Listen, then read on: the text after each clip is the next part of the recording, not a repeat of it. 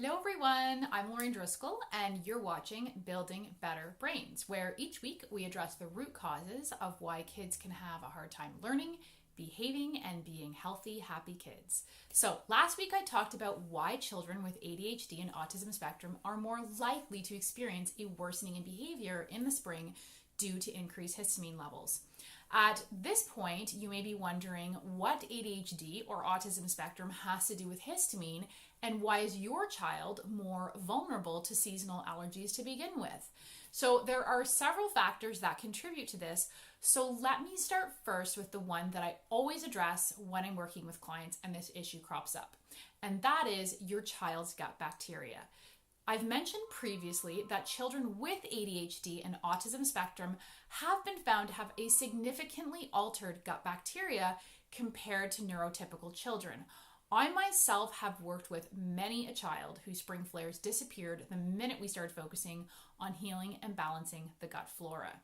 So my own daughter, who has given me permission to mention her, had terrible sensory processing flares in the spring for years before we realized that candida or yeast was triggering these major histamine issues.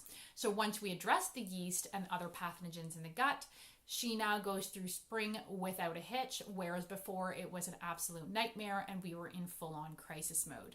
So a healthy gut bacteria is important for many reasons, one of them being that certain good bacteria help to break down histamines. If the gut flora is unhealthy or if there is an imbalance, then your child might have an overabundance of bacteria that actually produces histamine. So this is definitely the first place to start with gut bacteria. While gut bacteria helps to break down histamines, there are two enzymes known as DAO and HNMT, whose key role is to manage and break down histamines in the body. However, there are a few reasons why these enzymes may not be working optimally. And these enzymes that break down histamine can be low simply because of poor nutrition or poor absorption of the nutrients that are required to manufacture these enzymes. So nutrients like zinc, B12, vitamin C, and several B vitamins are required for the production of those enzymes. And if those nutrients are missing in the diet, those enzymes cannot be manufactured. So if the gut is unhealthy, the nutrient absorption will be compromised. That's a given. A poor diet can also amp up the immune system, which can trigger reactions to everything from pollen and molds and various other environmental allergens, including foods. So when these enzymes are low, your child's histamine bucket gets too full to the point of overflowing, and a histamine reaction can and most likely will occur. This can result in the typical allergy symptoms that we see in the spring, like headache and runny nose and itchy eyes and so forth, or it could not have any of those symptoms and just be a sudden onset or worsening of behavior, mental health issues, even in adults. Even some adults have issues with chronic pain. So this is one more reason why addressing gut health and eating optimally is absolutely key. So once again, remember that not everyone has the typical spring allergy symptoms, even though they may have all sorts of other problems caused by the high histamine. It all depends on the type of histamines that are being released. So for children with ADHD and autism spectrum, this is the H3 histamine, which affects the brain and the nervous system. Okay, let's go back to poor diet for a moment. Almost everybody has heard how children with ADHD and autism spectrum are more likely to react to food coloring, right? We've all heard red dye is just a nightmare for kids with ADHD, but why? It's simple. It's the food coloring. Food coloring triggers histamine release. So if your child already is vulnerable to having high histamine levels in their body, then toxins like food coloring will fill that almost already full histamine bucket even higher to the point of overflowing.